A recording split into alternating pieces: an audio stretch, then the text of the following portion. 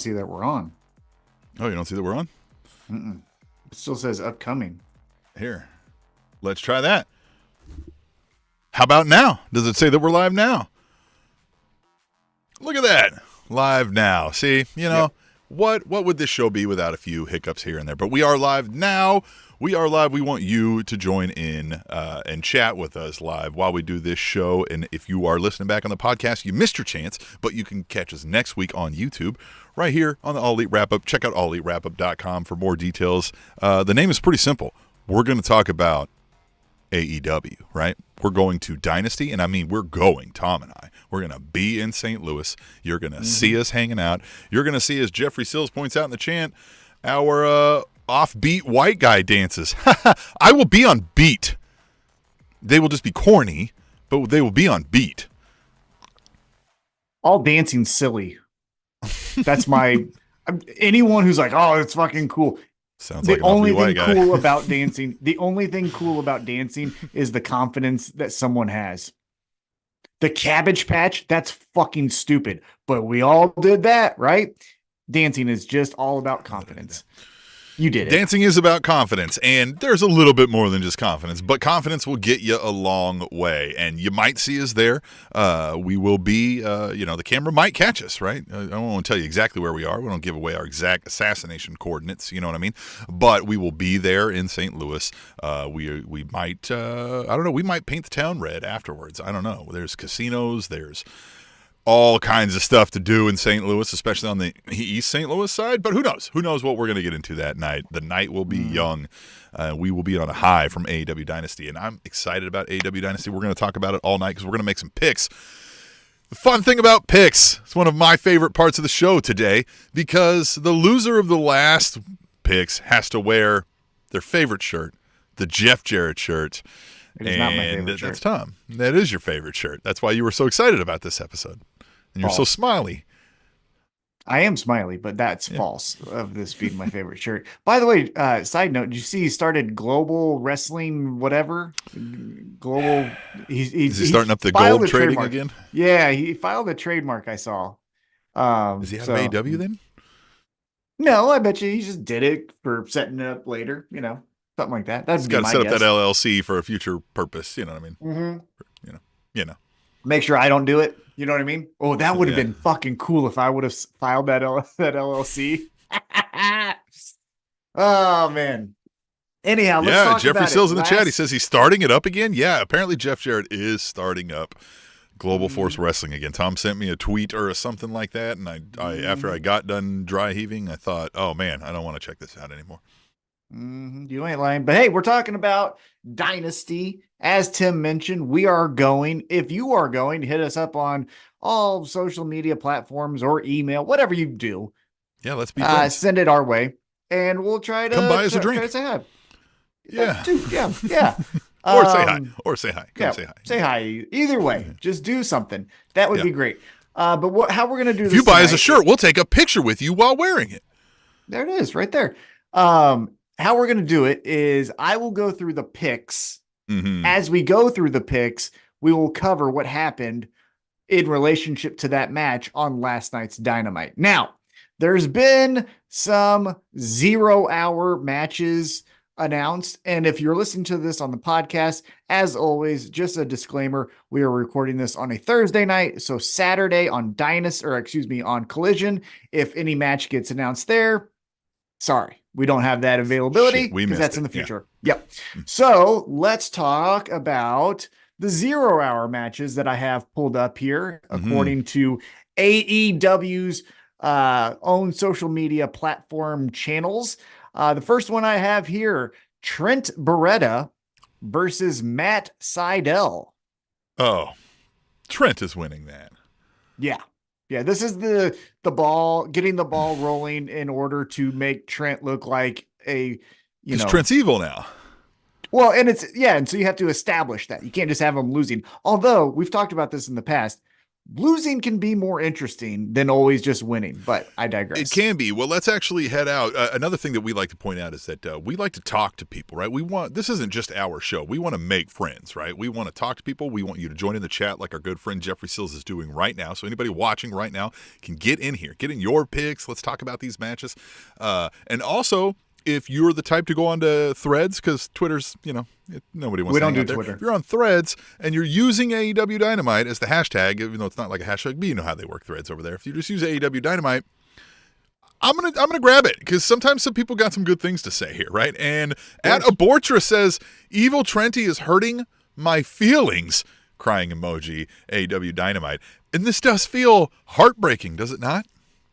Yes, it definitely does. I said that on our Threads account last night. So what happened was, after the match of a, multi-person tag match, Shane Taylor Promotions starts, giving a "How's your father" to Orange Cassidy. Anthony Ogogo, which, look, Shane Taylor Promotions, I think, is cool. I think it's fine. I think of this group, though, Anthony Ogogo is going to be the one that breaks out. I like Lee. Obviously, Shane Taylor is very good as well. Yeah. But Ogogo's already got the swagger, right? Once he figures out the matches, man, he's off to the moon. Also, he has credibility being an Olympic level boxer. So you know what I mean? You ain't messing with them either. Drop him Yeah. So he gives Orange Cassidy, is he lefty or right? "How's your father?" As that happens, you have Christopher Daniels run down. You have, I believe, Matt Sydal run down, and Trent cuts him off. Boom. Christopher Daniels, get out of here. And then Matt Sydal tries to, all right, well, I'm going to get one at you. And Trent just throws a fucking chair at him. But he just throws a chair at him, hits him upside the head, makes him fall. And here's the thing about Trent, though, that I want your feedback on.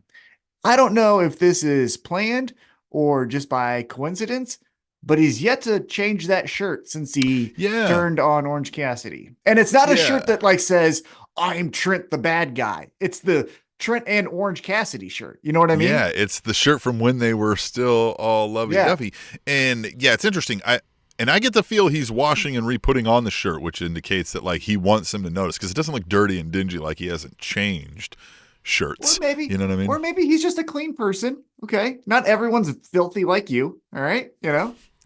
I'm sweating up in the studio, Tom. Yeah, you know what I mean? So, yeah. Didn't even put any air conditioning in this thing. No, and this should be interesting. And again, this obviously is not, this isn't the payoff to this over feud. So you could get Trent losing because the other guys come out and fuck with him now, but I don't think that's where we're going. Maybe I think he just might take some liberties with poor Matt Sydal, and then they come out and they're like, "Dude, what? Stop, please, come on, what are you mad about?" And he's like, "No, it's fucking true." Right? Yeah, I could see him I could see him getting disqualified and losing that way. Mm-hmm. But I still think Trent's going to win. I think he's going to look good here. And then the next 0-hour match that we have at least announced as of right now actually ties in with Trent, because it is a tag team match. As mentioned, Shane Taylor Promotions, Lee and Shane Taylor himself, taking on Shibata and Orange Cassidy. So who you got in the tag team match? And remember, Shane Taylor Promotions won on Dynamite last night. Yeah. Gosh, I feel like they're still somehow involving this Shane Taylor Promotions for a reason. So maybe I got to give them the win, and Orange Cassidy and Shibata are just kind of they're there, right? So they're the type that I think can both lose and be standing around and be like, "What just happened?" Right? And oh shucks. So I'm gonna go with the promotions. I'm gonna go with the promotions. And let me clarify something. I apologize. I got a little ahead of myself. Last night it was a one-on-one match between Orange Cassidy and Shane Taylor. Right. Shane Taylor gets the victory. Then they all triple team up on Orange Cassidy. That's how it went down last night on Dynamite. So you are going with who again? You're going with Shibata? I'm going with the Shane Taylor. I'm going with the others. Yeah, because I feel like they're still involving them for some reason, right? So they're going to still get them one where, again, I think they're going to heel to win, and then we're going to have Cassidy and Shibata looking around like, "Whoa, what happened? Oh well," right? And then everybody's like, "You're okay. We still love you." All right, well, let's get wild. I'm going Shibata, Orange Cassidy. I think the one who looks best in this is going to be Shibata. I would predict, to your point, we're doing something with Shane Taylor, but we're also doing something with Trent.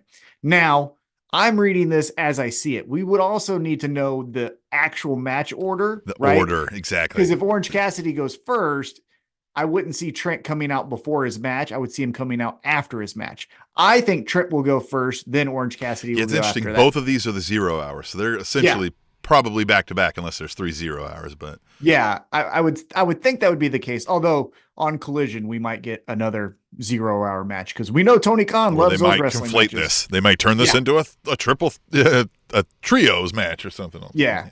So I think Shane Taylor Promotions, Anthony Ogogo, maybe even Trent take out Orange Cassidy, leaving Shibata to be like, but he all right, well, I guess I guess I got to do this shit by myself. Boom, boom, boom, boom. And then I would have shows off his big Shibata and what I would have him do after that is like he wins, have Renee Paquette go in there and be like, Shibata, you were able to persevere after Orange Cassidy was attacked outside. Was there anything you'd like to say? And just have him do that Google Translator and just be like, thank you. And then just leave. I think that would be funny. Just anything. Be like, can you tell me how to get to the arch? Just something. If he said that, I would like to see this arch you all talk about. That'd be still open past 10. That would be great.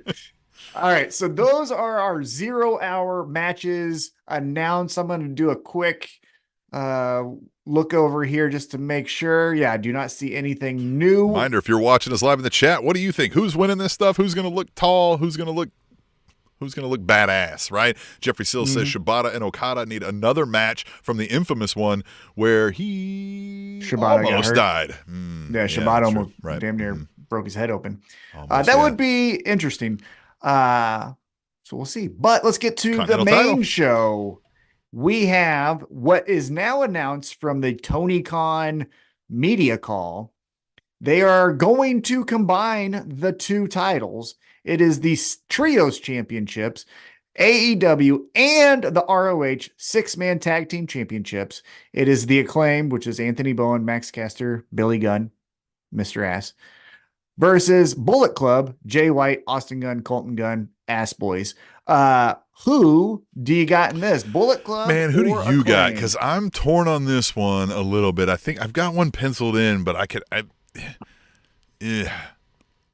what do you think? You want me to go first? I will easily go first. I got the Acclaimed. I think 2 reasons why.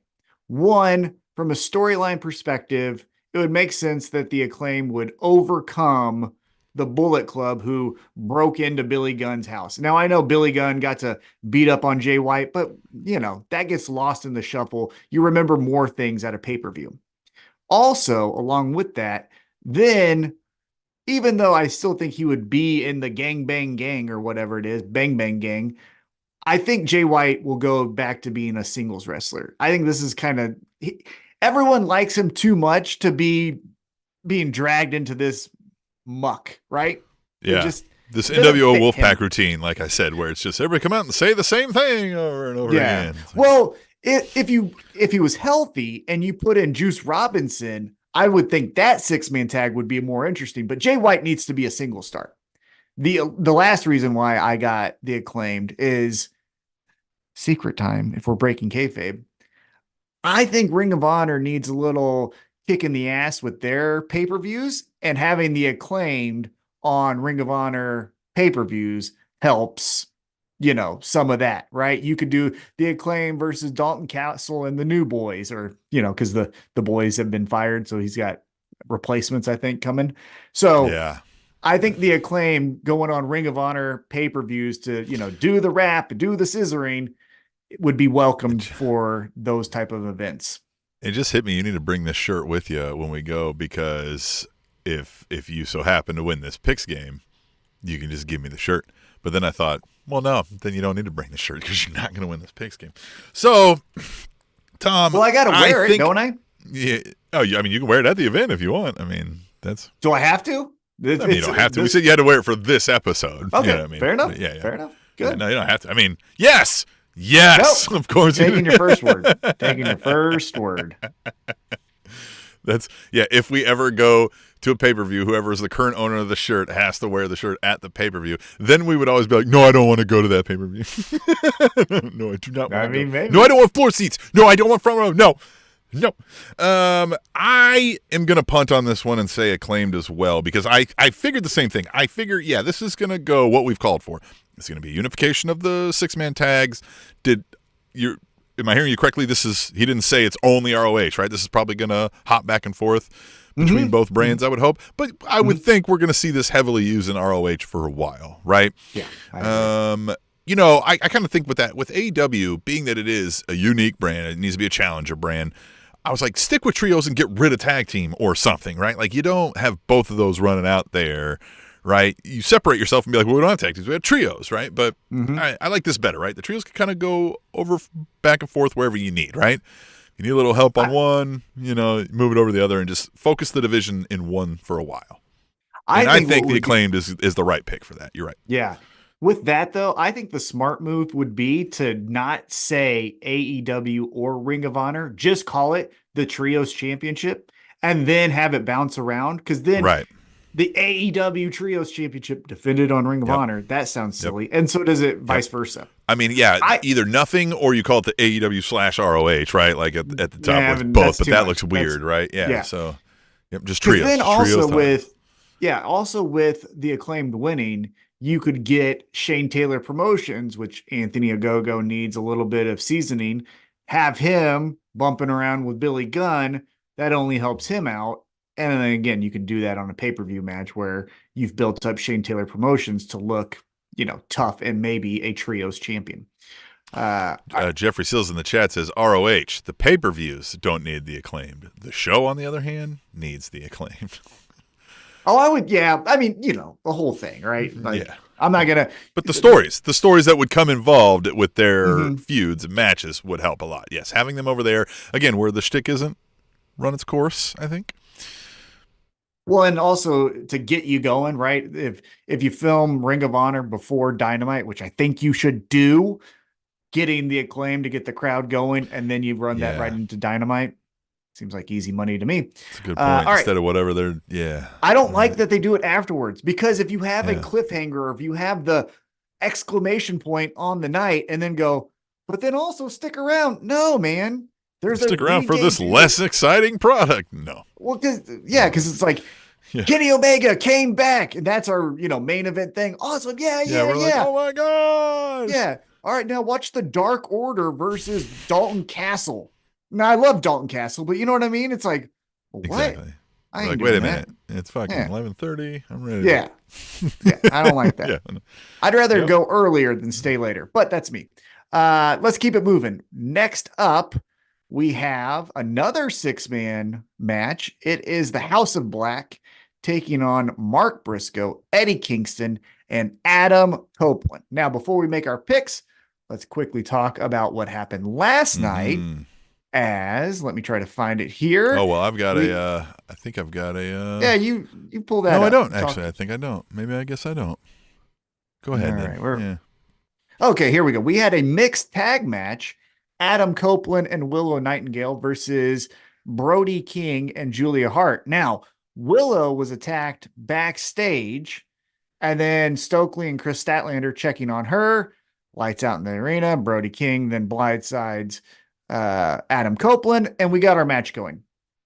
Tim, here's where this doesn't really check out with me.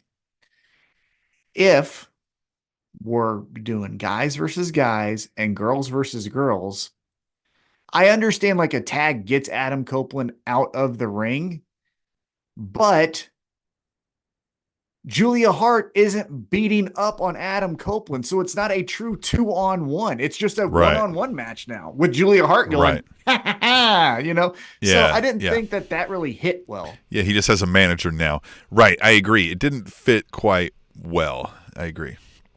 Unless you're going to have her kick him. You know what I mean? If she's going to get physical with him, and then Willow's the one that like throws Julia, that's the payoff. We have 2 threads from the same person about Willow, but they're both great, and I want to read them both. And this one says, this is from PVZ Inyo. I don't know if I'm saying that right. He says, give me Willow or give me a refund AEW Dynamite. And then he said, I want to see Willow pounce Brody, AEW Dynamite. That would be amazing, right? If she just comes in and pounce.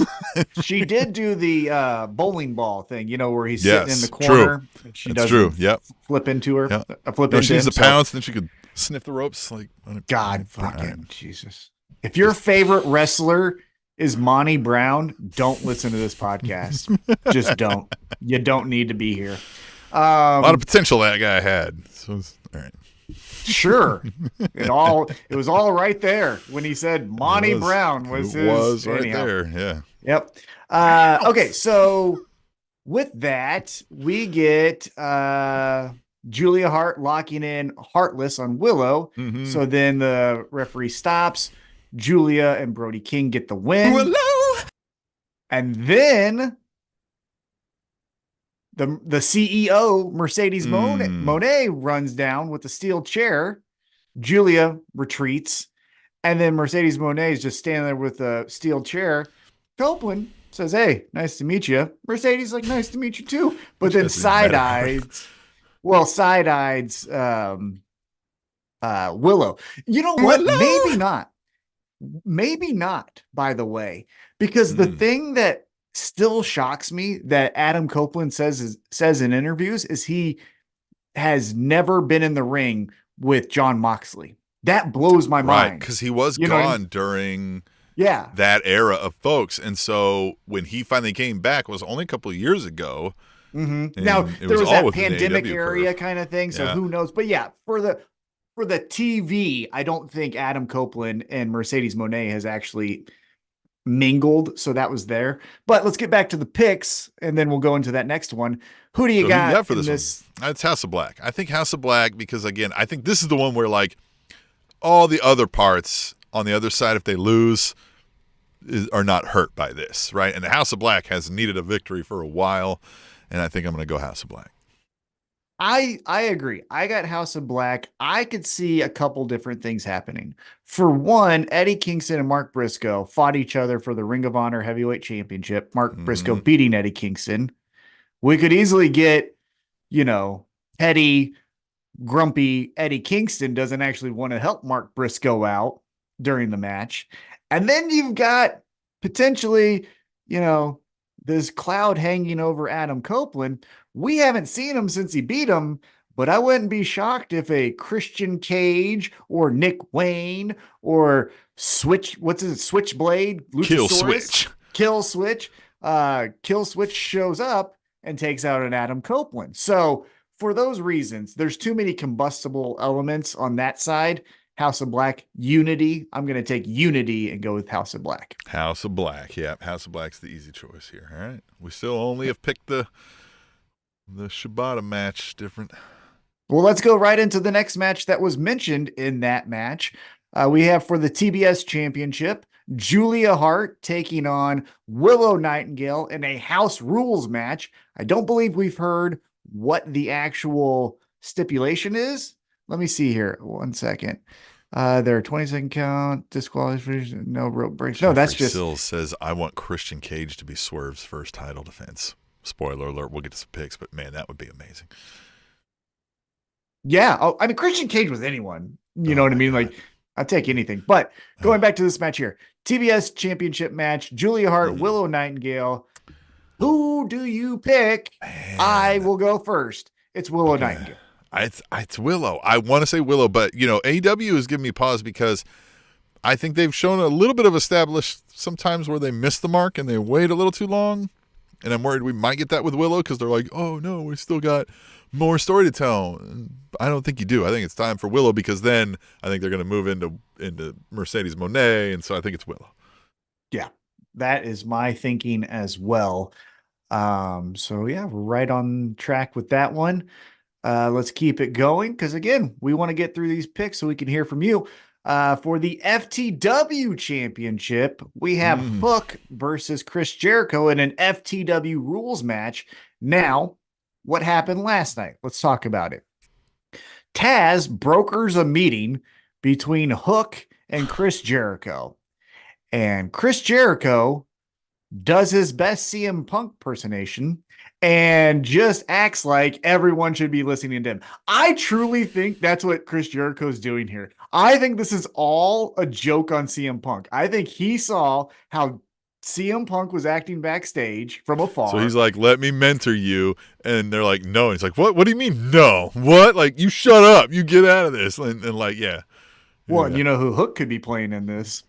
Jungle Boy. Right. The scapegoat You know what of I it mean? all, if you will. Yeah. Well, obviously, that is a different type of story, but I believe Chris Jericho is pulling a rib, as they say in wrestling, on CM Punk here. But yeah, Chris Jericho does, as you mentioned, the hey, Hook, I obviously know what's best for you. All the while, Taz is hanging out, standing right next to him, and like, hey, Chris, why don't you? And keeps getting cut off. What missed me with this is Jericho's like, he's giving him that, like, I'm the best, I'm the mentor, you should, like, everybody, and he's using all the terms, like the learning tree and the Jericho vortex and all of that. But he mentioned a bunch of people that, like, okay, again, if we're getting meta, we know you worked with them in a storyline program, but if we're in kayfabe world and we're watching it, you fought those people, right? You had arguments with each of them and you fought them. They didn't, like, go under the learning tree, right? Like, there was some guys that were in your group, but, like, when he was like MJF and like, he's like Orange Cassidy, he's like, like, but I believe what I believe is in kayfabe, what he's trying to say is after you fight me, you become a better wrestler. Right. Yeah. You know what I mean? But what he's telling Hook is like, let me guide you here. He's not saying like, let's fight so you can learn here, right? He's saying, let's. Yeah, that's true. Yeah, that's true. Yeah, it's a little off, but I mean, it fits. It's fine. And again, this thing though with the Taz thing, like I feel like they went a little short on Taz's involvement. Not to throw shade at Taz, but like like just. Yeah, he's there. He's like, but, and gets shoved a little bit. You know what I mean? Like, I guess he told Jericho, you got to stop a couple times, right? But he looked a little. Mm-hmm. You expect Taz to be a little more like, bitch, I will kill you myself. Yeah, like, hey, his dad taught him pretty much everything he needs to know. Taz is not afraid of Chris Jericho. Yeah, you know what I mean? Exactly. So, as you mentioned, Chris Jericho pushes Taz. Taz sells that he has a knee injury, and also he's not a current wrestler. So he drops to a knee, and he's hurt. This is where we need timing, right? We need to work on that because Hook stands in the corner after Taz has been pushed down for what seems like a commercial break and then decides to do the slowest walk possible to Chris Jericho. Yeah, he was not enraged that he did this to his dad. He was just like, well, he didn't show it. Up. There was the thing that I did like from the crowd where they're like, you fucked up to Chris Jericho to build that. And he paused and let that sit, and that's fine. Yeah. But then he just kind of grabs him, and I don't know. Well, Tino Ibarra in the chat here says, weird that Jericho is trying to be Hook's dad with Hook's actual dad right there, which is, I mean, again, it felt weird that Taz was just even involved in this. And I get the point was supposed to be Hook's finally like, now I'm pissed, but it just felt a little weird. We did get a thread on this, too, where C. Fraud 781 says, actually a decent segment with Hook and Jericho. Easy way to get Hook really over with how much the crowd hates Jericho. Lol. So there is that. I mean, but I don't know. It still felt a little flat for me. Yeah, there's some details that I think could have been done better. And as always, I think I can do everything better than anyone else. So here's what I would have done. Everything. Big brain right here. Big brain. But this is what I would have done with that segment. First off, if Hook does not want to be there, he shouldn't be facing Chris Jericho. He is notorious for starting matches with his back to his opponent. Mm-hmm. He should have been that way the entire time. That then would be Chris Jericho yelling, saying, hey, I can get through to you, like, and talking to shit. And also, we had to turn the bag of chips inside out. We can't get a chip sponsor? Like, what is the deal there? By the way, AEW, reach out to Guys. I bet you could get a sponsorship. I know it, Guys. Mm-hmm. Guys potato chips. The originator of the barbecue potato chip, by the way. Great brand here in Kansas City that you can get at most grocery stores. But with that being said, Hook should have had his back to Chris Jericho. Chris Jericho then can get closer to Hook without feeling like he's going to be punched in the face, because obviously Hook is facing away from him. That's where Taz is like, chill out, bro. Chill out, Taz bro. gets involved. Taz gets pushed. And shoved back. When he does the slow turn. Hook can pick up. Yeah, you know what I mean? Look back then slowly. He does the slow turn. Now. That's it. So he shoves Taz. He like just picks up. He hears the flop, right? He doesn't even look back. And then you hear, you fucked up. You fucked up, and as you know what I mean, then he slowly is looking back, right? And he's like, "Oh, you did fuck up," and then he could, you know. Well, no, I like because what they needed to do is have Hook say like, "I don't need you," right? But what I would have had there is then he's just stalking Chris Jericho down to where then they're in the next corner, and then he could say the shit that he said. Get out of my ring. Yeah. Right. The little details there. That's what I would have done, but. Who do you got? Hire Tom. Yes. Needs some coaching. I applied for AEW, by the way. So hire me. By the way, so all right, let's get to our picks. Hook versus Chris Jericho. Hook. Unless Jericho cheats to win somehow, but I think we get Hook here. Wouldn't it be fucking fun though if Chris Jericho was the FTW champion? And we are getting a thunderous boos will fill that arena. And just the shit he would talk to Taz. Let's not forget when he became the Ring of Honor heavyweight champion, the shit he talked on Ring of Honor and how much fun that was. Then we would get Hook on a mission to get the FTW title back again, which, you know, we've done, but like, we'll all like, please get it off of this guy. You know what I would do? Are you going Jericho? Are you calling it? Well, hold on. This is me booking it, right? Like, let's have some fun here. Chat's quest. Agreeing with me. Jeffrey Sills and Tino Ibarra here both say Hook retains. Hey, look, just hear me out. You're not saying that yet, right? Okay. All right. Yeah. All right. What about this scenario? Chris Jericho beats Hook by shenanigans, right? We have Chris Jericho then. Yeah. We have Chris Jericho then just poking the bear.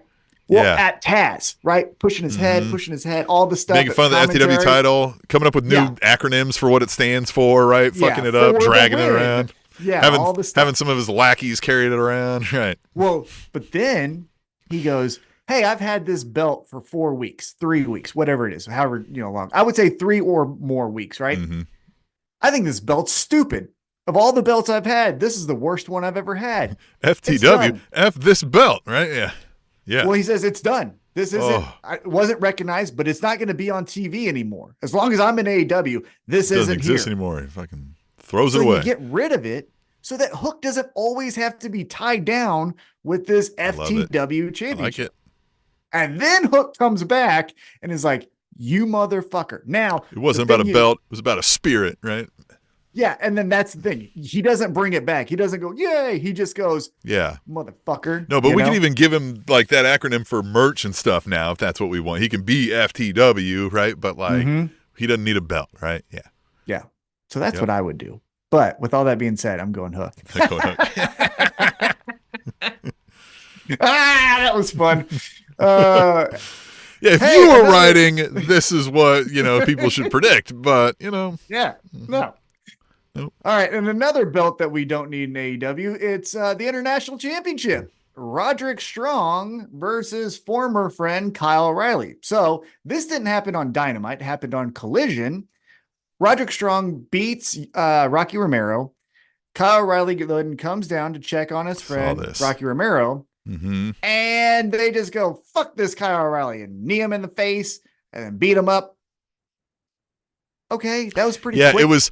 It was almost though like Kyle O'Reilly's like just trying to help him up, right? To give him the like, hey, what for? And the other guys, the Kingdom guys, mistook that for he's picking him up so we can beat him. So they like did that. And he's like, what are you doing? And they're like, what? And so like Kyle O'Reilly shoves him and they're like, no, fuck you. And then I think Roddy was just like, that's it, right? Like, it was just like, I told you, but it was almost like they mistook what he was like, oh, I thought you were in on it. What? Like, I thought you were holding him up for me. Yeah, because then I think Wardlow does a clothesline to Rocky, and then that really pisses Kyle off, and then he gets a knee to the face. Here's what I'll say, though, about that. Man, that was quick. We went 0 to 100 in like a second. And I still just don't know why Kyle O'Reilly ever even showed up. Like, well, because here's my spoiler alert. Roderick Strong is winning this. You think otherwise?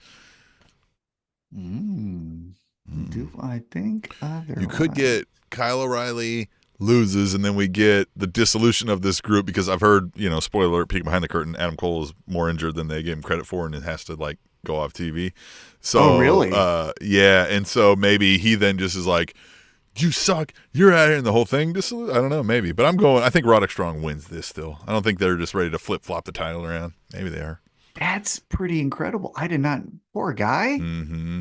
All from just jumping down. Sometimes it Man. happens.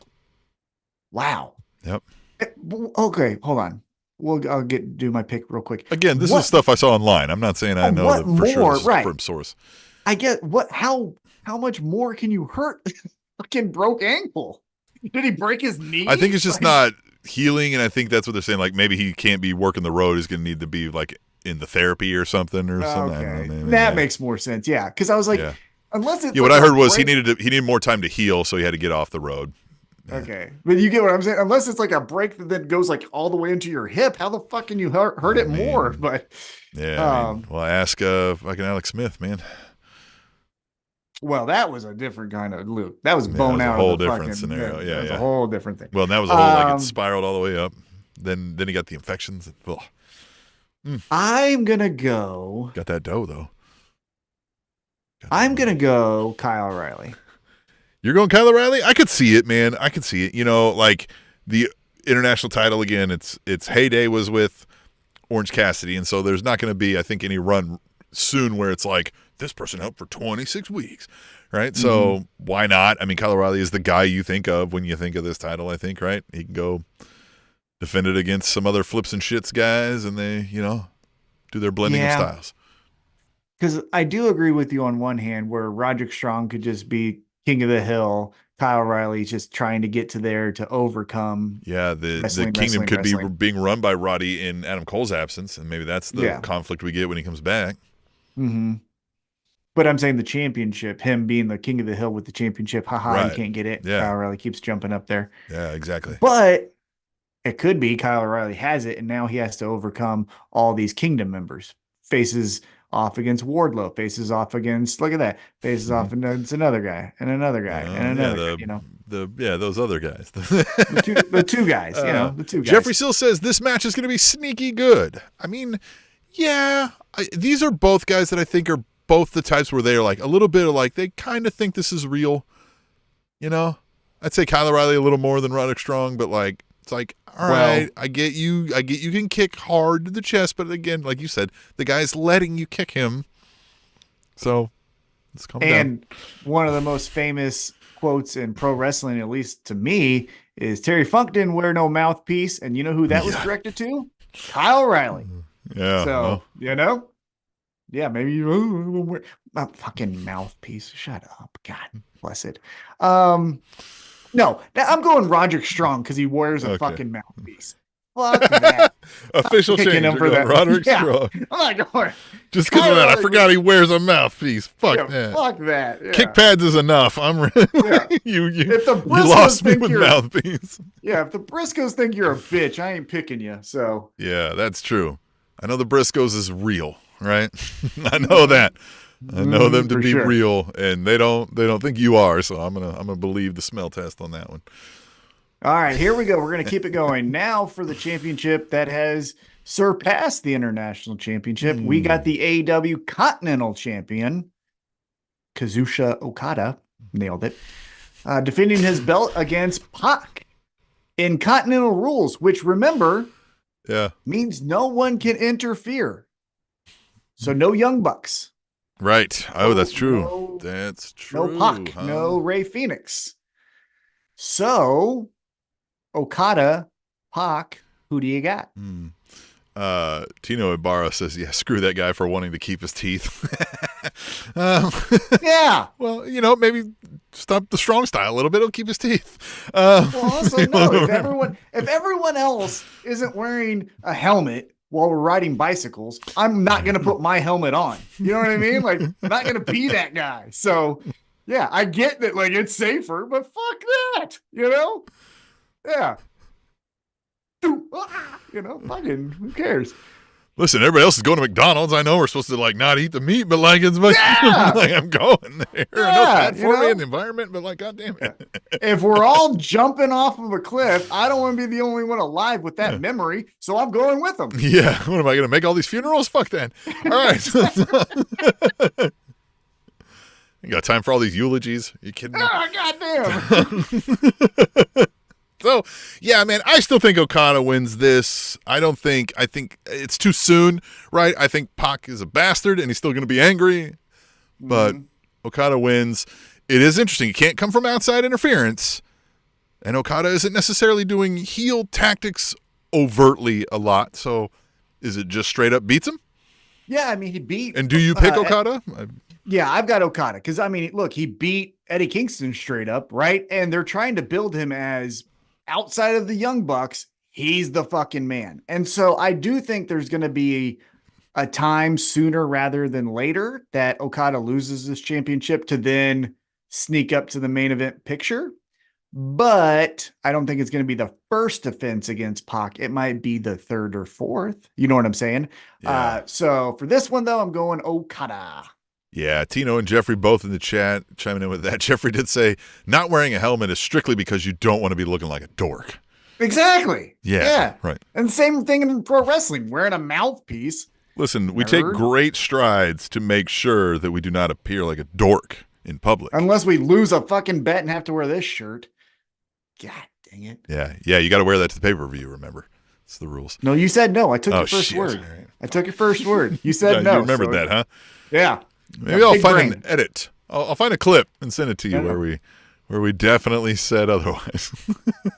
Side note, there's a show, First Things First.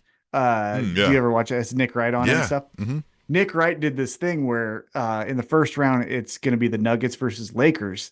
And he went with the upset of the Lakers. But what he did was he put it in an envelope. He had his co-host, Kevin Wildes, pull out the envelope and show it to the crowd or show it to the screen for the audience to see. And then Nick Wright said, yep, that's what I got. Lakers in 6. And if I'm wrong, clip that photo. Kevin Wildes picked that. It's Lakers in 6. That's what he said. Nice. That's a smart way. Did you see there was a TikTok going around. I think it showed a Rhino interview, and he was like, nobody ever kicked out of the gore. And so was like, whatever. And he's like, well, yeah, if they were kicked out of it, it was a spear. That's smart. That's fucking great. I didn't see that. Right. That's really good. Oh, man. All right, let's keep it moving again. We have the AEW Tag Team Championships on the line. It is vacated. No one has it. They're going to be in a ladder match, Young Bucks versus FTR. Now, before we get into our picks, let's talk about what happened last night, because I thought this was hilarious. We had the Elite, which is Okada and the Young Bucks, taking on Garcia and Death Triangle. Pac, Penta, obviously Rey Fenix not available. This was fun. I really enjoyed Matthew Jackson doing his best Booker T by having the microphone the entire time, like, during a portion of this match. I thought that was fun. We have a threads about that too, and it's Abortress again. She says, no, I'm serious. Give Matthew Jackson a Britney Spears headset for all matches moving forward. I need to hear him at all times. AEW Dynamite. Yeah. Look, so fun. So fun. Yeah. The best is still Booker T, because Booker T didn't get beat up and he went from the commentary desk to the ring. But was that where they were also doing comment to the NWO guys? Yeah. And then Booker's got the mic, and so they're cracking jokes. He's like, and then get one of these right here. Oh my God. And he was like, oh my God, Booker T, here he's going to give a big old kick. Ah! Yeah, it was funny. Other good moments in this, though, was Daniel Garcia, instead of doing the 10 punches to the head, does the dance on Matthew Jackson's face, which then later in the match, Matthew Jackson tries to repay the favor and do it to Daniel Garcia. My abs are going to be so sore at Dynasty from doing this dance if we get...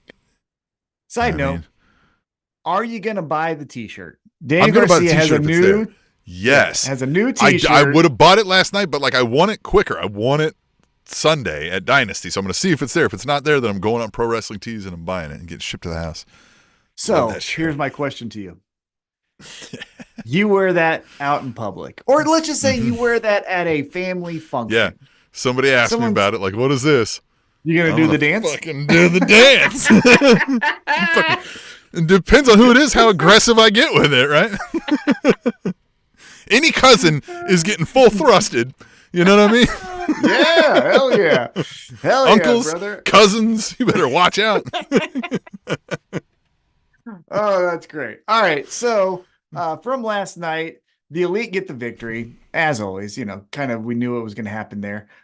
So let's move into Sunday night's match. It's again a ladder match, Young Bucks versus FTR. Who do you have winning? I'm torn on this one, man. First of all, Tino says I was there last night and did commentary for a while. Kind of got cut off in picture-in-picture. Was hilarious. Nice. Yeah, it did get cut off in picture-in-picture because we could see him, but we couldn't hear him. Now, I think the international viewing audience, which Ash let us know, I think they don't have commercial breaks. I think it airs as if it's like a pay-per-view. Right. Yeah, we need our senior European correspondent. Yes. Ash Hendricks, yes. Jeffrey Todd is in the chat. Give him the full thrust. We need that on a shirt. Give him the full thrust. That should be instead of the saying Daniel Garcia. It should say give him the full thrust. Yeah, the full thrust. That's the name for this dance is the full thrust. We still don't have a name for this dance. Again, we're huge with Jeff's. We are your favorite Jeff's favorite podcast, the All Elite Wrap-Up. So it depends, right? If we're going, we are reigniting the tag team division as like a stalwart of AEW, we're going FTR. If we're going, we are leaning into the EVPs and these fuckers have a ego-driven grip on AEW, we're going Young Bucks. And man, I feel like I want to say that it's the Young Bucks, but I feel like FTR is back now for a reason and they have to have something to do. I feel like it's going to be FTR. And we're going to get a little bit of a continuation with the Young Bucks being like, what the fuck? And just trying to maybe fuck with them in the future and setting them up with weird things against their opponents or something maybe, right? Like maybe that's where we're going. I love that you went there. Good, because I'm going Young Bucks because the scapegoat, Jack Perry, is coming out and help. And he's going to join the Elite and he's going to be like... I'll be so happy to be wrong here if that happens. Yeah. Well, and one thing that you kind of said there that I may push back on is I don't think the FTR as your champs ignite the tag division. I think there's a reason why Ricky Starks and Big Bill took the titles off of them because it was starting to get a little copy and paste with we put on great matches. Well, what's the story? I don't know, boy. We come from the 80s. You know what I mean? With the Young Bucks, they could do a lot of, as I mentioned, like that King of the Hill tactics where they make tag teams jump through all these hoops. Not spoiler, I guess, but rumor that I read is that there's a certain tag team that just signed with AEW, and I could see that the Young Bucks celebrating their tag team championship victory, has the champagne popping and all that and says, we beat every team here. We're obviously better than FTR. There's not a team in this world that's better than us. And then those guns go off and it's, ooh, I'm from right here. Hey, look at this. You're right. It's probably Young Bucks. I'm probably wrong, but you probably pick a bunch of other things wrong, so I'll probably be fine. Look at this. Hey guys, I'm right here. I'm right here. Yeah. Nerd, God, Michigan. No wonder your state sucks. I don't like show like Kansas, and I'm like, I'm right here. Okay. I do tell people from out there, I'm like, if you ever look at the map, and you see Kansas is like a rectangle. It's got that like little squiggly line right there at the corner, like it's like chopped off. I was like, that's because it's a fucking river, and I live like right fucking there. I'm like right fucking there. So right there. Yeah. Mm-hmm. If anyone looks at a map and is like, hey, where do you live? I say, none of your fucking business. That's what I say. My assassination coordinates. Yeah, exactly. I used to work with a guy. We would at the city, and we would drive a truck around because we took care of all the parks and stuff. He never used any turn signals. And one day I was just like, hey, man, why don't you? He goes, it's not their business to know where I go. And he wasn't joking. He's just like, it's not their business on where I need to go.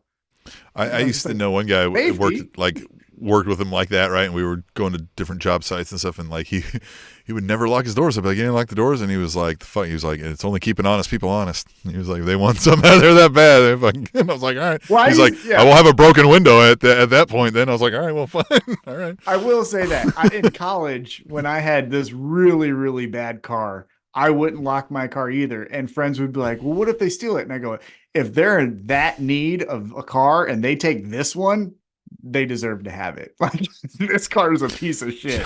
Jeffrey Todd says, "Turn signals are for safety. Use them." Like, have you not heard us before? I'm driving to St. Louis, by the way. So everybody. But have you not heard the podcast before? We don't do things for safety. We're not wearing helmets. We're not putting mouthpieces in. Tom didn't go to the doctor until he is swollen twice his size from a spider bite. And I didn't even go. I mean, I was there, but my mom took me. She came to my house, grabbed me from my bed to take me because I was like, I don't want to fucking do this. And when then they said, "Hey, you could have died," then I was like, oh, okay, maybe. I like doctors. Yeah. My wife had to be the one that took me to the doctor for my shoulder, that then we found out it was a fucking tumor. I just thought it was a tear, and I was like, they'll be fine. Tumor. Goddamn. Fucking tumor. Were you saying it's not a tumor? Were you doing that? No, I was like, just don't make it cancer. That's all I was saying. I was like, hey, yeah, I'm sure doctor, that's true. You can Jeffrey Todd says that's because Tom is stubborn. Yes, for any long-term listeners, I know some of you are. Remember the old days before it was the All Elite Wrap-Up. Tom is stubborn. Hell yeah. Yeah. You tell me what to do. Do my own thing. Who are you to tell me? Who are you to tell me? Yeah. You can be in the chat and you can tell us whatever you want. You can also send us emails, aewrapup@gmail.com. You can send us an email. You can send us a video clip. You can send us an audio clip. We'd play it here. Normally our senior European correspondent Ash does that, but he didn't do it this week, so we're begging any of you to join the club, right? Send us some stuff. Talk to us. Yes. All right, now let's keep it going with our picks. We have now the AEW Women's World Championship match. Timeless Toni Storm taking on challenger Thunder Rosa. But before we do that, let's talk about last night's match because it ties in to this championship match. Last night, we had the virtuosa Deonna Purrazzo taking on Mariah May, who is awesome. Old Toni Storm. Yeah, old Toni Storm. And we have a good match here. I still think it's interesting. Did I point this out to you that when last week, Mariah May, her first mentor from Japan, from Stardom, comes out and they do the drink champagne and kiss. Then on Collision, Mariah May's out with Timeless Toni Storm, but she's wearing the top of what her mentor was wearing when we saw her in AEW. So maybe we get a little dissension with Toni Storm, and I can't remember her name. I apologize. And the lady from Stardom. So look out for that. But here we get your fun stuff. Mariah May gets the pinfall from Shenanigans, or excuse me, Deonna Purrazzo countered Mariah May, and Mariah May got pinned. After the match, Toni Storm and Mariah May are teaming up on Deonna, kicking. And then Thunder Rosa sprints down, as any good number one contender would do. Isn't that funny? It's never just another person. It's always the number one contender. It's the person who has a match. Yeah, right. Yeah. Isn't that interesting? Anyhow, but Thunder Rosa takes down Toni Storm, and then, she wipes out Mariah May, and so they, retreat up to the ramp. But then Deonna Purrazzo shoved Thunder Rosa and was like, I don't need you to help me. And she's like, well, you're a bitch. Mariah May sweeps the leg while these two girls are fighting. Then Toni Storm tries to get into the ring. Thunder Rosa, says, you ain't better than me. And then gets her, as you can see from our pick for this episode, gets her in like a torture rack position and then takes lipstick and just draws all types of everywhere on Toni Storm's face. And then says like, you like that? You want to smear makeup? Because that's what Toni Storm did a couple weeks ago to Thunder Rosa. And it does all that. So just all over. Yep. All that being said, we go to Sunday night at AEW Dynasty. Who are you picking in the Women's World Championship match? I think we're still going Toni Storm. I don't think we're ready to end this. Yeah. I mean, as good as Thunder Rosa is, I also don't think it's like we're ready to have her run as a champ again. So I think it's Toni Storm. But these two, somebody said what the Roderick Strong match was going to be sneaky good. I bet this one is sneaky good. I bet these ladies go hard hitting on this one. Thunder Rosa, fun fact, as they've told you on AEW television, has not actually been pinned to lose her championship. So she's still the uncrowned champ, at least in her eyes. Till Sunday. And I agree with you. I think Toni Storm wins this because I think Deonna Purrazzo isn't just going to sit around and think that, oh, Thunder Rosa is going to she's gonna better than me. Because the virtuosa and this thing and all that ain't a baby face. Mm-hmm. Yeah, this is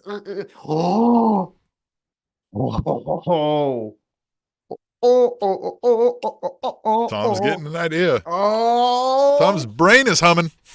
Thunder Rosa, Deonna Purrazzo. We make this into a blood feud, right? We're doing match, and then it finally gets to a lights out match. Thunder Rosa, Deonna Purrazzo, loser leaves town kind of match. Obviously not leaves town, but you know what I'm saying? Like that threshold of the feud. And guess who comes back to fuck Thunder Rosa? DMD. Oh, that would be fucking great, wouldn't it? Jeffrey Sills even throws out the name Jamie Hayter. Ooh, Jamie. Oh, but you can get them all, right? Hayter comes out. Well, no. 2-on-1. Yeah, 2-on-1. Da. You get Britt Baker and Deonna Purrazzo putting the boots to Thunder Rosa. Well, poor Thunder Rosa, someone's got to help her. Hayter's going to hate. Haterade. Boom. There's Jamie Hayter. And you could even do like Britt Baker goes, oh, hell yeah. Jamie Hayter's with us. She's going to kick her too. And then she clotheslines. Yeah. Yep. Gives her a how's your mother? And then we need a lady to start giving somebody the see you. Remember that? Remember that? Where they just see you? Fucking threw him. Mm-hmm. Yeah. Well, Willow could do that. She definitely has the strength to do that for sure. Mm-hmm. Yeah. So we both got Toni Storm. I also think Toni Storm being champion, then going up against this lady from Stardom where it's the battle for Mariah May. I think we have that as the next feud for the championship. Okay, Tim, we got 2 matches left. And here we go. We got Will Ospreay versus Bryan Danielson. And before we give our picks, last night we had Will Ospreay versus Claudio Castagnoli. And we get some fun, right? AEW chants from the crowd, all your good stuff. And Ospreay, let me see here. Yes, Claudio gets hit with the hidden blade. Ospreay wins. Then after the match, Powerhouse Hobbs, Takeshita, Kyle Fletcher attack Claudio, which then obviously brings out Jon Moxley, who is not a part of this pay-per-view, but did come out to start this episode of Dynamite with a very impassioned promo saying pro wrestling's awesome and I'm the man to lead it. Well, we have a threads about that too. It says Dynamite just feels right with Mox. This is from Must Be Colin. It says Dynamite just feels right with Mox. I know his schedule's getting full, but I hope we get him on TV still. AEW Dynamite. Yeah. And it was so great. That promo, man, was just. Well, anytime AEW gets a little bit of flack for whatever it is, or it's an injury that messed up plans, Jon Moxley, who is legitimately the true ace of AEW. I know that, Ospreay's the best wrestler and Okada and Kenny Omega, but like the fucking benchmark, the heavy hitter, the fucking person you rely on when all the cards are down is Jon fucking Moxley. He can give you any type of match. He could do the fun, flipsy shit with a Kenny Omega. Him and Will Ospreay, I bet you would be a match of the year. Ooh, match of the year. You know what I'm saying? I bet you next week, as he challenged him, Jon Moxley versus Powerhouse Hobbs is going to kick all the ass. So awesome. I was so glad when he said his fucking name. I was like, oh, yes. That's going to be awesome. Loving that. Yeah, that Moxley stuff was great. I loved all of that. I was here for all of that. So Moxley comes out to then take out Powerhouse Hobbs, Takeshita, and Kyle Fletcher. All of this is happening, and Ospreay is pissed off. He's like, hey, what the fuck is all this? And Kyle Fletcher, his old friend from the United Kingdom, whatever that hand gesture is, says like, hey, you know what the fuck we do here? It's the Don Callis family. Like, fuck are you getting mad about? We do this to everybody. And so that's the end of the segment, which again leads us to Sunday night in the dream match of dream matches for this month. It's Will Ospreay versus Bryan Danielson. Who are you picking? I think it's too hot right now to not go Ospreay. We got a threads here. It says, Heretic by Nature says, AEW would do well to make Ospreay the face of the company. The man is absolutely stellar to watch and popular as fuck with the fans. Also, I would like to see Ospreay versus MJF someday. The promos would be fun. AEW Dynamite. I mean, the guy is a hard thing to say. You know what I mean? Now, I don't think you need a guy necessarily if you have a couple top guys, but he's got to be one of them right now. As I said, I could put him in front of non-wrestling fans, especially some ladies, and people are going to be like, who is this guy? You know what I mean? He has charisma. He's got moves. He's got swagger. He's got... what is he not checking off the box right now? Diversity. That's what it is. That's why Swerve Strickland needs to be the face of your company. I'm tired. I get that. And like Swerve is going to be awesome as a champion as we get there. Yeah.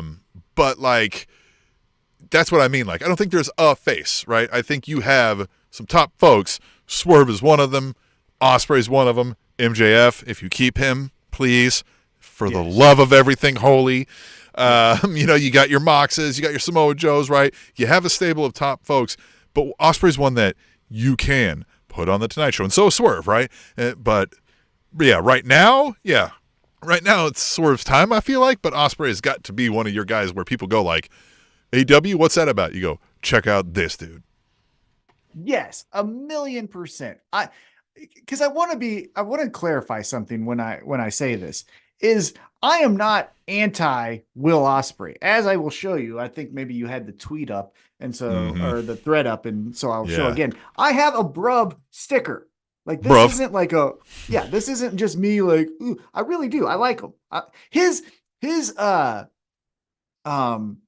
EW with RJ City was fantastic, fantastic. So I am not anti. We need more RJ City, by the way, but yes, he needs a graphic. Christ almighty, you know what I mean?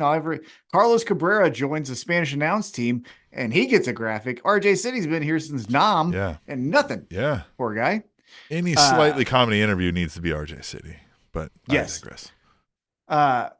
So again, I am not saying I don't like Will Ospreay.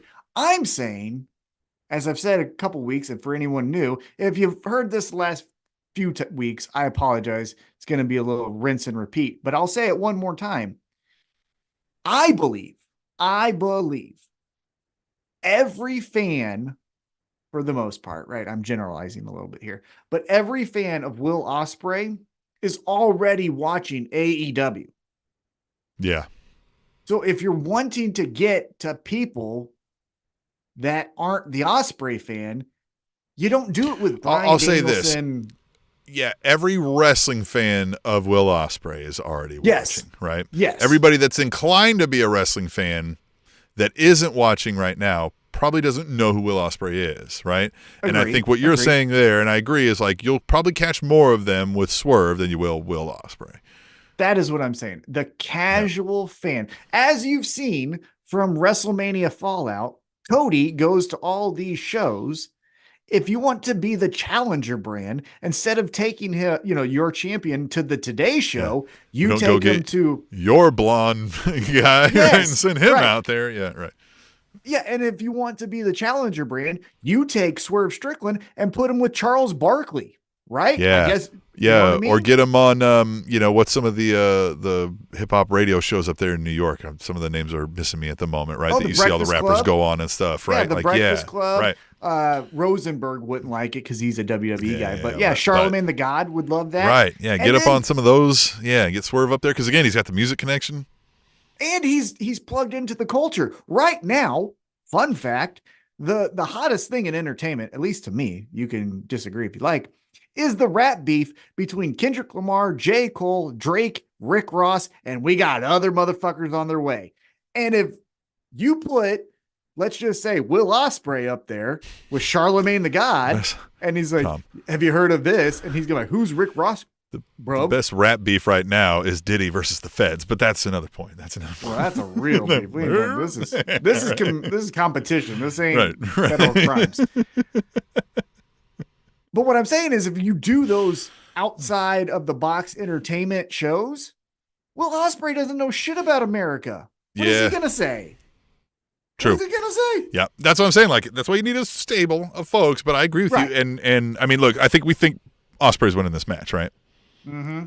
Is that where we're going? Because, I think you're right. I mean, we're both probably going to pick the same thing on Swerve, so we can get to that. But, yeah, I think Ospreay is definitely winning. I think you keep him as one of the reasons for coming to the show, right? You got to make him like, when we say Hogan must pose, Ospreay must bruv for a while. Now, I'll counter, play devil's advocate.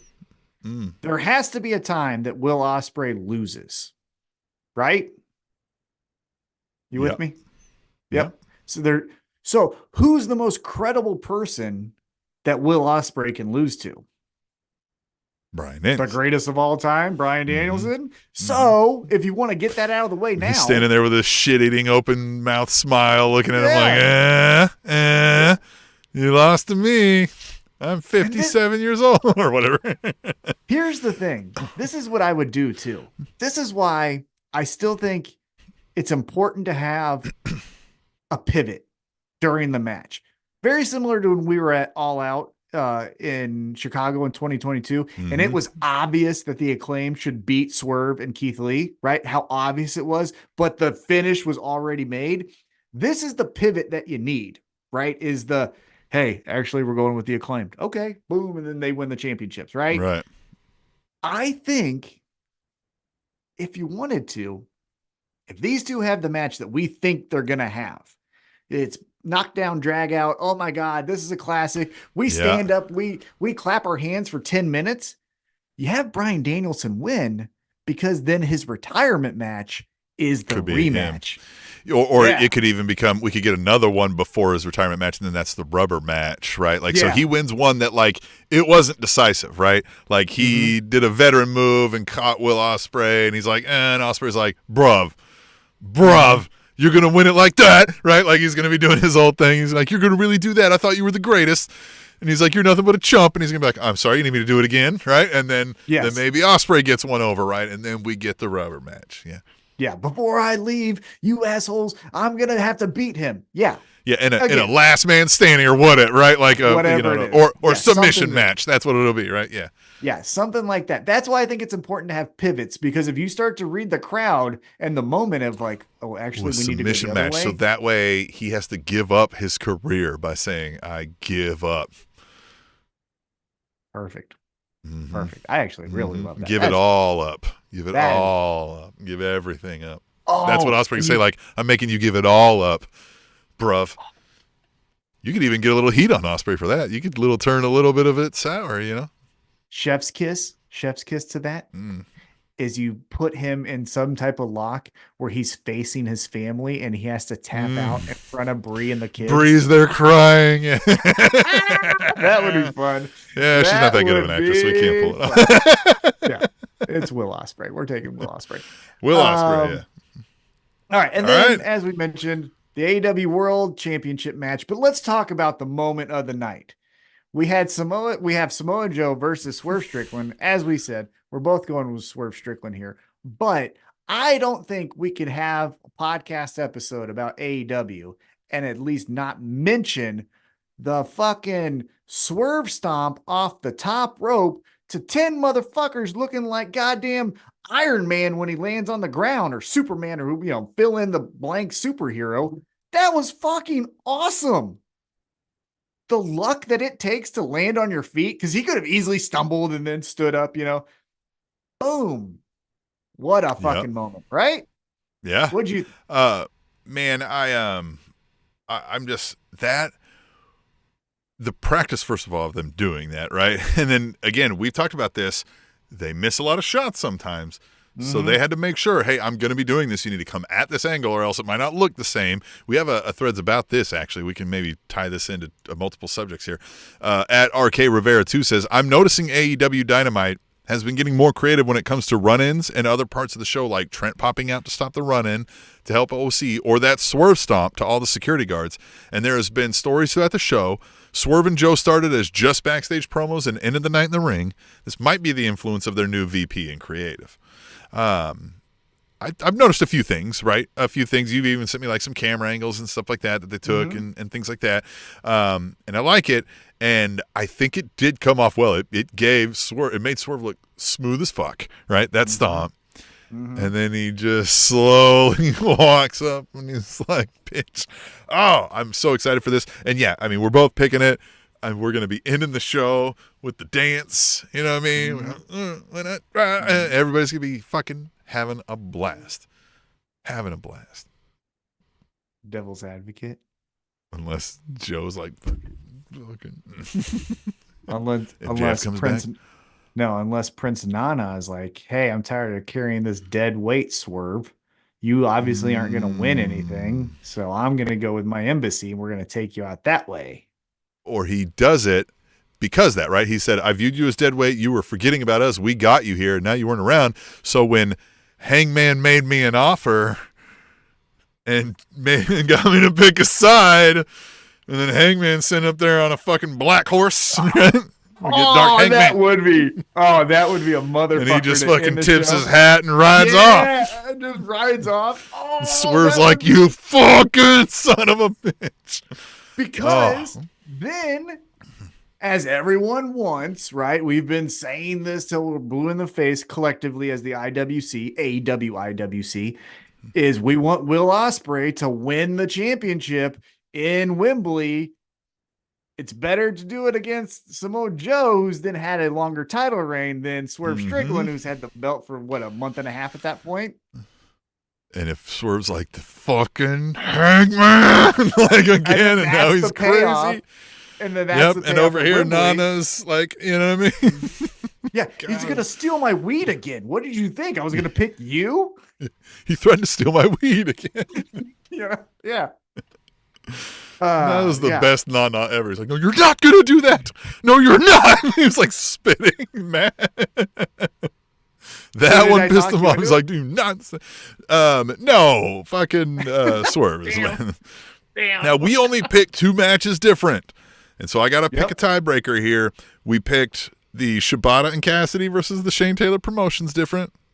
And we picked FTR Young Bucks different. So now I got to pick which one of these I'm more sure of. So that way, if we tie, I'll still win. And I'm not as sure about the FTR Young Bucks, I think, as I am the Shane Taylor Promotions Shibata Cassidy, although I'm not really sure about that one either. So I'm going to pick that one as my tiebreaker. Did I play the game the best way? You played the game. Man, we think a lot alike. It looks like out of like 12 that we picked 10 the same. But I think we're right. I think we're right on all of them. I think I'm going to get 100% of them right, and you're going to miss 2. Yeah, or did I just go along with that and make the 2 hardest choices for you? Right, yeah. That's probably, you were probably calculating from ahead. Yeah, you're probably calculating. We got a couple of, there was one other, I think, threads that I wanted to hit on. And because, I think we got, so Bleary Line 7 says, so happy getting used to seeing Pac on TV regularly again. Also, I fucking love that Penta, unashamedly, just as a video game character that happens to wrestle. He spam taunts to build momentum, plays to the crowd, cheers and woos, and then snaps someone's arm so violently whilst dressed as the Joker. I can't imagine not liking Penta, AEW Dynamite. Before we started this podcast, I saw on Threads a video, and I can't remember the account, so I apologize, but it was a video of Stone Cold Steve Austin saying that he loves Penta and it's awesome. He got a shirt from him and all this stuff. So if Stone Cold Steve Austin, and I don't know if it was a current or a couple of years, I don't know when the video was taken, but if Stone Cold Steve Austin is co-signing Penta, George Kittle does it after every catch, maybe give him... Dude's got the juice. Maybe give him a title shot. That's what I'm saying. Maybe just give him a real, not a title eliminator random collision. I'm saying like a Penta's going for the championship. Will he do it? That's what I'm Could. saying. I mean, I'd even, yeah. We got one more here. It is from at Dale McCune. He says, Joe doesn't get enough credit as champ. I've really enjoyed him as champ. Cuts a good promo. Feels larger than life. Good in the ring. AEW Dynamite. Yeah, I think he's always in that top tier. He can also go down. He can hold one of your lower titles, and that's a believable story, but he is never not believable as a psycho that will murder whoever's in front of him. So him being the champion just because he decided it was time always fits. I'm being dead serious. Off the top of my head, I can't think of anything that Joe has done bad in AEW. Now, I know he was in that Wardlow thing, but even him being like, I cut your hair because I knew that your hair was your connection to your dad, and all that. His stuff with Darby Allin and the TNT Championship, remember that, and the hardcore matches they would have. I can't think of anything bad that he's done. He's fat! Obviously.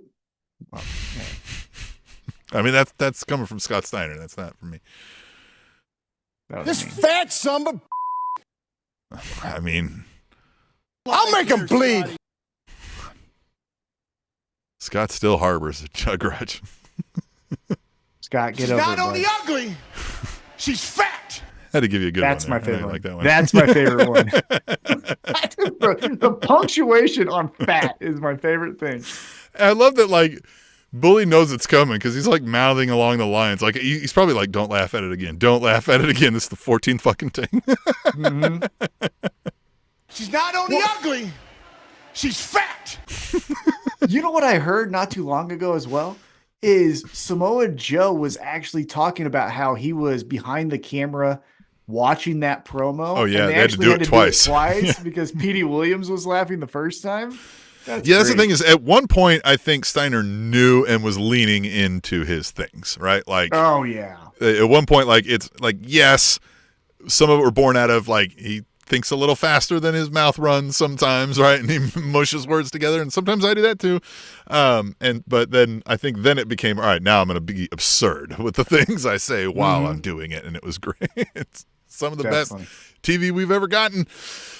Jeffrey Todd says, is it too bad that WWE just wasted Samoa Joe? Good thing Vince is gone. Yeah, I mean, look, WWE, they've got a lot to recover from how bad they were, I think, right? I tried to watch a little bit of Raw. We'll save that because we're the All Elite Wrap-Up, but they got a long ways to go, right? I'll say that.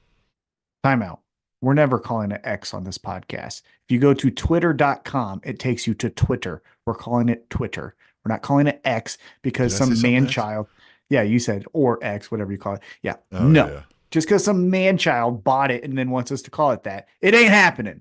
Second, Sami Zayn's awesome. I love Sami Zayn. I will always love Sami Zayn. I've loved Sami. You know this. I've loved Sami Zayn. Zayn's great. I love Sami Zayn. I like Kevin Owens. And Sami Zayn's awesome. Mm-hmm. But, yeah, that is... It's bad TV over there still. It's very bad TV. It's very... Jokes are not funny. I will say again, no substance. I challenge anyone to tell me, go back and watch those NXT weekly shows. And we all love the takeovers, and I was one of them too. The takeovers were amazing, but those weekly shows fucking sucked. And that's what we're getting on the main roster now that Triple H is in charge of that. It's the same thing. These pay-per-views that I've been reading about are, the best WrestleMania of all time. 19 really, but the best WrestleMania of all time is 40, all that stuff. But then you go to the fucking shows and it's Cody saying, I'm a champion. My daddy loves this. He's dead, or whatever the fuck he says. I sent you that clip too that people on social media are already starting to turn on Cody. Cody told you, looks assholes, like you asked AI to make a WWE champion, like a video of a WWE champion, right? Like, just, I don't know. He just seems fake in everything. Well, he seems like, and this is not, again, I want to always distinguish when we use real people's names, what I'm saying here. I'm only talking of the character Cody Rhodes, the human being that has a child and all of that stuff. I'm not talking about that person. So let's separate the two right here. The character of Cody Rhodes seems like he's never had an original thought in his fucking life. it's all just, oh, I've heard this, my dad, I can go on my dad's talking. Like, I say this, you'll cheer now? Cornball. Yeah. Yay. I say this, you don't cheer? I say this then. Yay. Yeah, it feels very... Yeah. It feels... everyone I don't know how... This is what it feels like to me? me. It feels like he desperately... I love that. Does everyone not like look at this. me? Yeah, see, you guys got to check out the YouTube live stream here. It feels like to me like he desperately is pleading for everybody to like him. Mm-hmm. And it just feels that way. And it's felt that way for a long time now.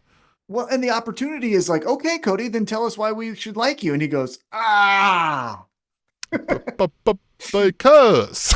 Yeah, that's the thing. That's the part where it's a disconnect with me. But you should like us because we like you and we want to talk to you, and you get in touch with us through threads at all_elite_wrapup or aewrapup@gmail.com. I send in the emails, the videos, the audio clips. We'll play them here. We'll talk to them. You can join the chat with us when we do this live each week on Thursdays at precisely 7:30. And then just talk to us, man. Talk to us. We want to be friends. Check out alleatewrapup.com for all of the links you might need, including the donate links, because we need some money. We got to recoup these costs going to Dynasty. And if you're going to Dynasty... That's what I was going to say. If you're going to Dynasty, hit us up. Say hi. We would love to talk to you. Tell us where you're going to be at.